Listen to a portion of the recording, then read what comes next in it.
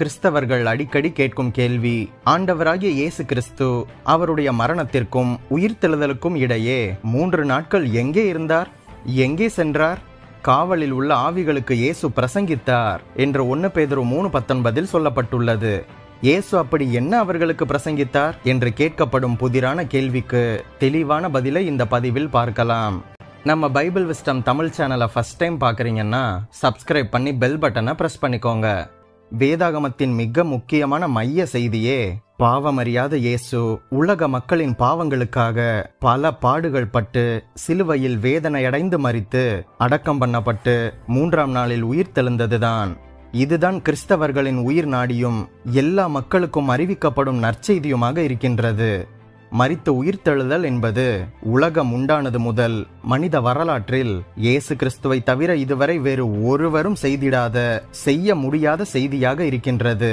சிலர் மரித்த பின்பு உயிரோடு எழுப்பப்பட்டனர். ஆனால் அதன் பின்பும் அவர்கள் மரிக்கத்தான் செய்தனர். ஆனால் இயேசு மட்டும்தான் உயிர்த்தெழுந்தவர். அதன் பின்பு இயேசு மரிக்கவில்லை. மரணத்தை ஜெயித்தவர் இயேசு கிறிஸ்து மட்டுமே. சரி, இன்றைய பதிவில் இயேசு கிறிஸ்துவின் சிலுவைப்பாடு, மரணத்திற்கும் உயிர்த்தெழுதலுக்கும் இடைப்பட்ட நாட்கள் மற்றும் நேரங்களில் என்ன நடந்தது என்று விரிவாக பார்க்கலாம். மரணமே, உன் கூர் எங்கே? பாதாளமே, உன் ஜெயம் எங்கே? என்கிற 1 கொரிந்தியர் 15:55 இயேசு கிறிஸ்துவினால் மரணத்திற்கும் பாதாளத்திற்கும் விடப்பட்ட சவால். சவாலை சந்திக்க வேண்டுமானால் அந்த இடத்திற்கே சென்று அதை முறியடிப்பதுதான் உண்மையான வெற்றி அல்லவா? முதலில் பாதாளம் என்றால் என்ன என்று பார்க்கலாம். பாதாளம் என்பது மேல் பாதாளம், கீழ் பாதாளம் என்று 2ஆக நாம் பிரிக்க முடியும். முதலில் மேல் பாதாளம். பழைய ஏற்பாட்டின் மூல பாஷையாகிய எபிரேய மொழியில் உபயோகிக்கப்பட்டுள்ள வார்த்தை சியோல். புதிய ஏற்பாட்டில் இதற்கு உபயோகிக்கப்பட்டிருக்கிற கிரேக்க வார்த்தை பரதீஸ், அதாவது பாரடைஸ். இந்த சியோல் மற்றும் பரதீஸ் என்கிற பாரடைஸ் தான் மேல் பாதாளம். இது ஆபிரகாமின் மடி என்றும் அழைக்கப்படுகின்றது. இது பழைய ஏற்பாட்டு பரிசுத்தவான்கள் மற்றும் இயேசு கிறிஸ்துவை தங்கள் சொந்த இரட்சகராக ஏற்றுக்கொண்டு ரட்சிக்கப்பட்ட புதிய ஏற்பாட்டு விசுவாசிகள் மரித்த பின்பு இளைப்பாறுகின்ற இடம். அடுத்தது கீழ்பாதாளம். இது ஹேட்ஸ் என்று சொல்லப்பட்டுள்ளது. இது வேதனையான இடம். பழைய ஏற்பாட்டில் உள்ள அவிசுவாசிகளும் புதிய ஏற்பாட்டில் ரட்சிக்கப்படாத மக்களும் மரித்த பின்பு இங்கு சென்று வேதனை அனுபவிக்கின்ற இடம்தான் இந்த ஹேட்ஸ் என்கின்ற கீழ்பாதாளம். நரகம் என்பது வேறு, பாதாளம் என்பது வேறு என்பதை நாம் முதலில் புரிந்து கொள்ள வேண்டும். இயேசு அவருடைய மரணத்திற்கும் உயிர்த்தெழுதலுக்கும் இடையே 3 நாட்கள் எங்கே இருந்தார் என்கின்ற காரியத்தை குறிப்பிடுகின்ற முக்கியமான வேத பகுதி 1 பேதுரு 3:18 மற்றும் 19.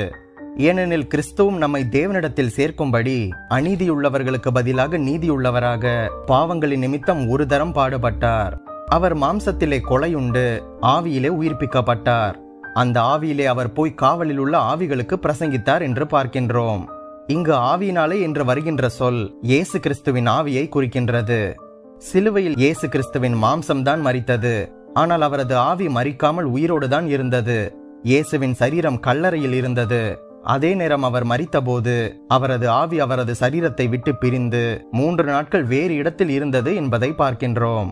இயேசு அவருடைய மரணத்திற்கும் உயிர்த்தெழுதலுக்கும் இடையே 3 நாட்கள் எங்கே இருந்தார் என்பதை குறித்து அப்போஸ்தலனாகிய பேதுரு சிறிது தகவலை நமக்கு கொடுக்கின்றார். கேஜேவி வேதாகம மொழிபெயர்ப்பில் இயேசு காவலில் உள்ள ஆவிகளுக்கு பிரசங்கித்தார் என்று மொழிபெயர்க்கப்பட்டுள்ளது. இங்கே பயன்படுத்தப்பட்டிருக்கின்ற கிரேக்க சொல்லின் சாதாரண அர்த்தம் செய்தியை பிரகடனப்படுத்தினார் என்பதாகும். NIV மொழிபெயர்ப்பில் பறைசாற்றினார் என்று மொழிபெயர்க்கப்பட்டுள்ளது.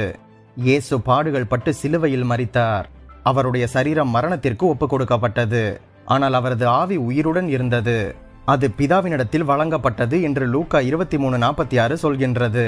அப்போஸ்தலனாகிய பேதுருவின் செய்தியின் மூலம் இயேசு அவருடைய மரணத்திற்கும் உயிர்த்தெழுதலுக்கும் இடையே இருந்த நாட்களில் காவலில் வைக்கப்பட்டுள்ள ஆவிகளிடத்தில் ஒரு விசேஷித்த செய்தியை பறைசாற்றினார் என்று நாம் பார்க்க முடிகின்றது. வேதாகமத்தில் எந்த ஒரு இடத்திலும் இயேசு நரகத்திற்கு சென்றதாக குறிப்பிடப்படவில்லை. ஆகவே இயேசு அவரது பாடுகளை தொடர்ந்து அனுபவிப்பதற்காக அவர் நரகத்திற்கு சென்றார் என்று கூறும் கருத்துக்கள் அனைத்தும் வேதாகமத்தின் அடிப்படையில் இல்லை. சிலுவையில் அறையப்பட்ட இயேசு எல்லாம் முடிந்தது என்று யோவான் 19:30 சொன்னபோதே அவரது பாடுகளும் முற்று பெற்றுவிட்டன. NASB மொழிபெயர்ப்பு இயேசு ஹேட்ஸுக்கு போனார் என்று கூறுகின்றது. நாம் பார்த்தபடி ஹேட்ஸ் என்பது கீழ்பாதாளம். ஹேட்ஸ் என்பது வேதனையான இடம். ஆனால் ஹேட்ஸ் என்பது நரகம் அல்ல. ஹேட்ஸ் என்கின்ற வேதனையான இடம் ரட்சிக்கப்படாமல் மரித்தவர்கள் இருக்கின்ற வேதனையான இடத்தை குறிப்பிடுகின்றது. வெளிப்படுத்தல் 20:11 முதல் 15 வரையிலான வேத பகுதியில் ஹேட்ஸ் என்கின்ற பாதாளம் என்கின்ற சொல்லுக்கும் அக்கினி கடலுக்கும் உள்ள வேறுபாட்டை அது நமக்கு சுட்டி காண்பிக்கின்றது. அக்கினி கடல் என்பதுதான் நித்தியமான இடமும் கடைசி நியாய தீர்ப்பில் தீர்ப்படைந்து அவிசுவாசிகள் அனைவரும் அதிலே பங்கடைவார்கள் என்பது குறிப்பிடத்தக்கது. நம்முடைய கர்த்தராகிய இயேசு தமது ஆவியை பிதாவினிடத்தில் ஒப்புக் கொடுத்தார். மாம்சத்திலே மரித்தார். அருகில் தனது சிலுவையில் அறையப்பட்ட கள்ளனிடம் அவனிடம் வாக்கு பண்ணிய மேல் பாதாளமாகிய பரதீஸ் என்கின்ற பாரடைஸில் பிரவேசித்தார். மரணத்திற்கு பிறகுள்ள ஒரு குறிப்பிட்ட கால அளவில் கீழ்பாதாளத்திற்கு சென்று இயேசு காவலில் வைக்கப்பட்டுள்ள ஆவிகளிடத்தில் சென்று தனது வெற்றி செய்தியை பறைசாற்றினார். இந்த காவலில் வைக்கப்பட்ட ஆவிகள் என்பது யூதா 1:6 விழுந்து போன தூதர்களாக இருக்கலாம்.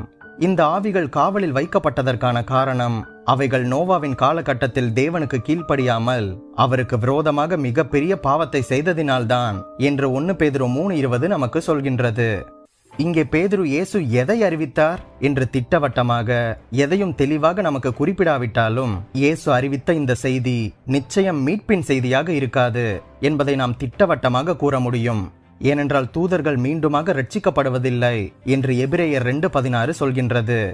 அப்பொழுது இயேசு எதை அறிவித்திருப்பார், எதை பிரசங்கம் செய்திருப்பார் என்கின்ற கேள்விக்கு பதில் அவர் சாத்தானின் மேலும் அவனுடைய சேனையின் மேலும் இயேசுவுக்கு உண்டாயிருந்த வெற்றியை பிரகடனம் செய்திருப்பார், பறைசாற்றியிருப்பார் என்று கொலோசியர் 2:15 மூலம் நாம் அறிந்து கொள்ள முடிகின்றது.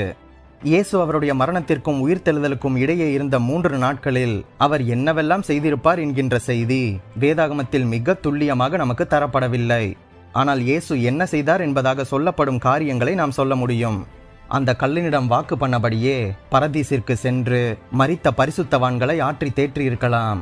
அடுத்தபடியாக கீழ்பாதாளம் சென்று காவலில் வைக்கப்பட்டுள்ள ஆவிகளுக்கு தமது வெற்றியை பிரசங்கித்து சிலுவையில் அவர் மரணத்தை வென்றதை அவரது வெற்றியை பறைசாற்றினார் என்பதை நாம் அறிந்து கொள்ள முடிகின்றது. ரட்சிக்கப்படுவதற்காக யாருக்கும் தேவன் மரித்த பின்பு அவர்களுக்கு வாய்ப்பு கொடுப்பதில்லை என்பதை நாம் உறுதியாக அறிந்து கொள்ள வேண்டும். ஆகவே இயேசு மரித்த பின்பு நரகத்திற்கு சென்று வேதனையை அனுபவிக்கவில்லை. அவரது ரட்சிப்பின் வேலை சிலுவையிலேயே வெற்றிகரமாக முடிக்கப்பட்டுவிட்டது.